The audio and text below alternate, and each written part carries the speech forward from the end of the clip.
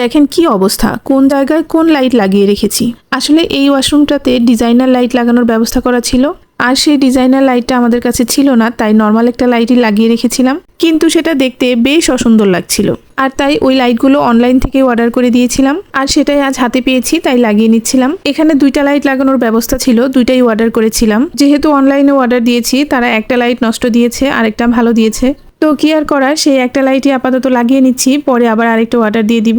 আমার ছেলেটা যেহেতু ইলেকট্রিক অ্যান্ড ইলেকট্রনিক ইঞ্জিনিয়ারিং নিয়ে পড়াশোনা করছে, তাই বাসার কারেন্টের নর্মাল টুকিটাকি কাজগুলো কিন্তু ওই করে নিতে পারে, আলহামদুলিল্লাহ। আমি কিন্তু কারেন্ট খুবই ভয় পাই। প্রহর যদি এই কাজগুলো আমার করে না দিতে পারতো, তাহলে কিন্তু আমি এই সামান্য একটা লাইট লাগানোর জন্য ইলেকট্রিক মিস্ত্রি খবর দিয়ে দিতাম। তার কারণ একটাই, আমি কারেন্টকে খুব ভয় পাই। তো যাই হোক, লাইটটা কিন্তু সুন্দরই ছিল। এই লাইটটা কিন্তু হোয়াইট এবং ওয়ার্ম 2 কালারেরই আলো দেয়। তো আমার কাছে কিন্তু ব্যাপারটা বেশ ভালোই লেগেছে। এই তো আমার লাইট লাগানোর কাজটা শেষ, এখন আর দেখতে অসুন্দর লাগবে না। তো আজকের মতন এখানেই বিদায় নিয়ে নিচ্ছি। সবাই ভালো থাকবেন, সুস্থ থাকবেন। আল্লাহ হাফেজ, আসসালামু আলাইকুম।